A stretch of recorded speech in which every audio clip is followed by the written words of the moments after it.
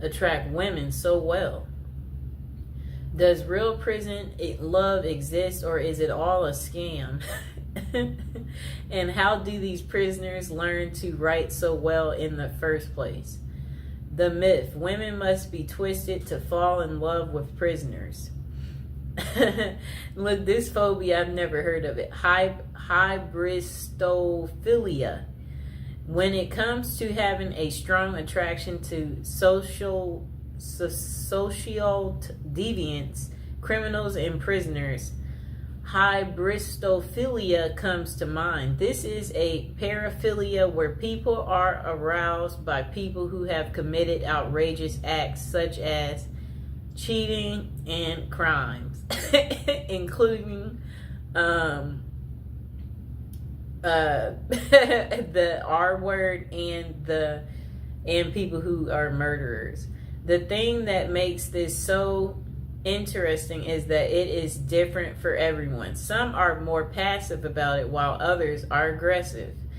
Okay, so it says passive hybristophilia. This is when someone is drawn to criminals, but they do not act on it or try to assist them in any way.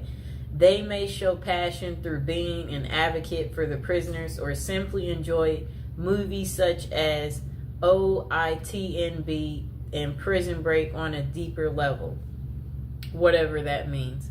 I guess that just means you like watching shows that are very criminal.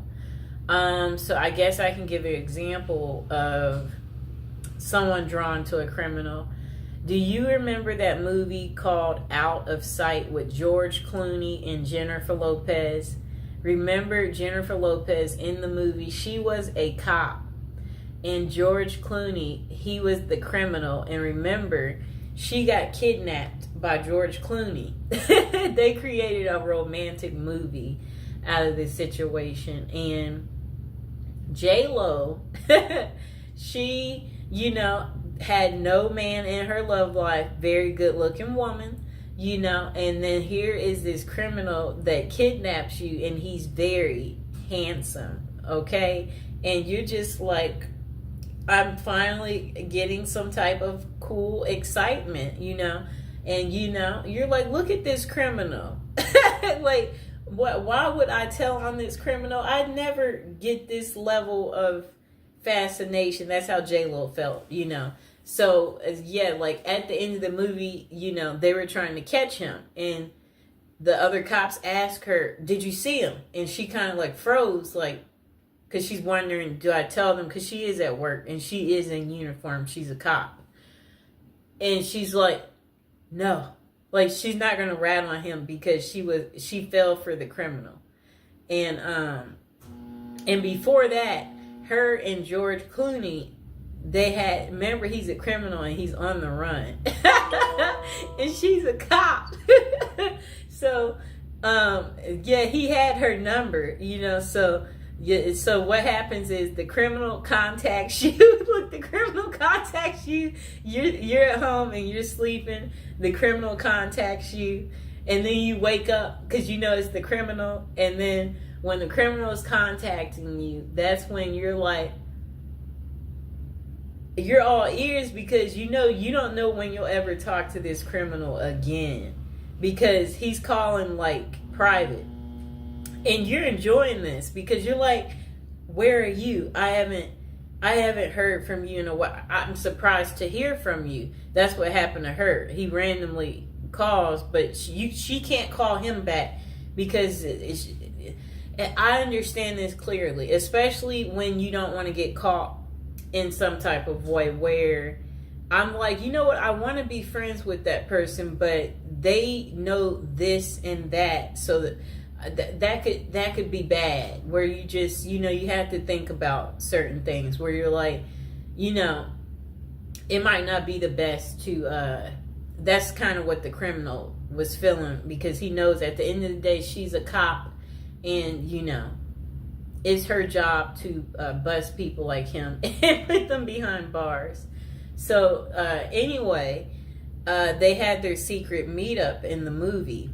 And their secret meetup, where they went out to dinner. They both was just, it was a night to just enjoy one another, talk to each other, clarify, yes, so why haven't I heard from you? And then he's like, well, blah, blah, blah, blah, blah. And then they had their one night of passion. It was an unforgettable, I guess, moment. That was her one night of fun. And then that was pretty much the end of it. And then she didn't hear from him anymore. Like, yes, like, it was a really, really good movie. Probably one of her best movies. Okay, so look, back to aggressive. The next one's called aggressive hybristophilia. This is where trouble can arise. These are men and women who proactively help the criminal they are attracted to. This means they could lure victims in, cover for criminals, bury bodies, and other severe acts. Bonnie and Clyde are the perfect example of this type. I'm trying to think, do I know of one like this? Where men and women help the criminal they're attracted to. This means they could lure victims in, cover for criminals, bury. Okay, I'm trying to think. That one I can't think of. It's not a fast one that just comes to me. Okay, so why do so many prisoners / criminals in relationships? The answer is quite simple. It is a mixture of hybristophilia, the desire for excitement from their mundane lives, the long distance passion, and the fantasy of it all makes people drawn to that lifestyle. In fact, there are over 40 different websites that cater to prisoner dating, such as meetaninmate.com. And then potential consequences. Though it would be nice to have a happy ending every time, there are significant consequences from dating a known criminal. For example, a book called Dream Lovers: Women Who Marry Men Behind Bars. Jacqueline Wilcox Bailey talks about a real-life incident. Two sisters walked out of their long-term, boring relationships to get with prisoners.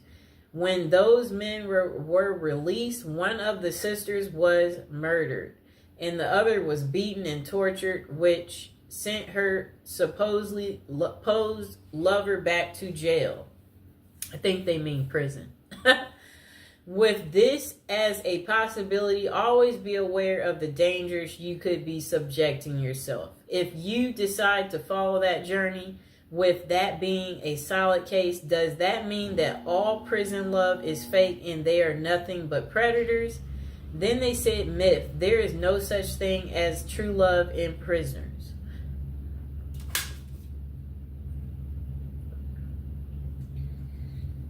Okay, so they said there are some genuine and sincere relationships, but there are also tons of scams as well.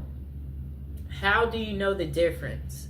If you are reading a letter from someone behind bars and they ask for money in any way, it is likely a scam.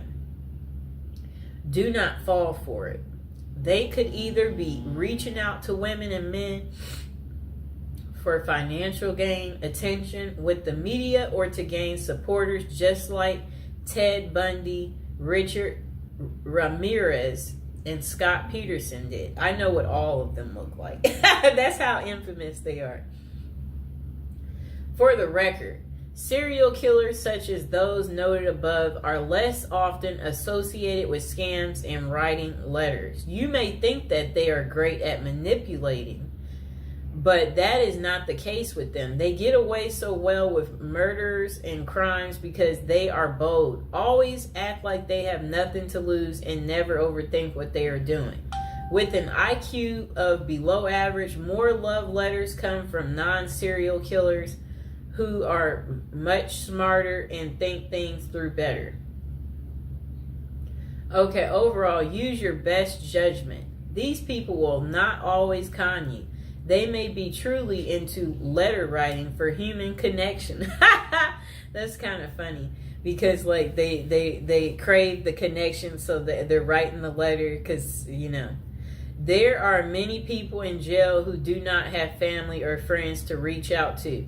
So they turn to pen paling to feel involved, valued, heard, and feel like they matter. Though it may not always be about love, it can still be about companionship and support and worth volunteering to help people such as them feel cared about.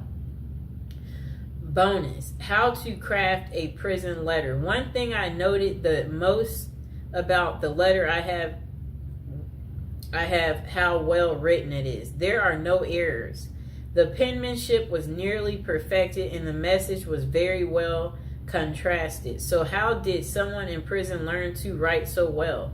One word: practice. Those who write love letters will use trial and error in their writing. For example, they would keep tabs on the responses they would get from their loved ones. When they said certain things, they would then work on perfecting in those areas to get even more positive responses. In addition, they could have utilized other inmates for assistance as well. More perspective is a catalyst for fostering new ideals and learning how to write a moving love letter or scamming someone successfully. If you want to learn to write a great letter, start with practicing. Use your feedback as a guide and never be afraid to ask for help so you can become a pro. And the final thought, falling in love with criminals and prisoners is hyperbristophilia. Though having this characteristic is a passive sense is fine. Seek help if you feel like you will act on those passions. There are limited professionals that can assist, but it is worth finding a reputable person before you do anything drastic that could land you in jail yourself. Oh no. Remember, human connection and writing to prisoners is a great way to improve their quality of life. If you are talking to someone who has no one else on their side, keep being a hero to them. But always know the signs and be mindful if they are trying to scam you or not. The last thing you want to do is fall in love with someone behind bars only to find out they were using you for personal gain. At the last word from us, we don't know everything, but we do have an opinion on everything. Oh boy. That was quite interesting, right? Oh boy. That's what I have to say about that. I hope that, now you know why women love men in prison. I hope this has gotten through to you guys, so you get that deep understanding here and you understand that, women can fall in love pretty much with anything, okay? So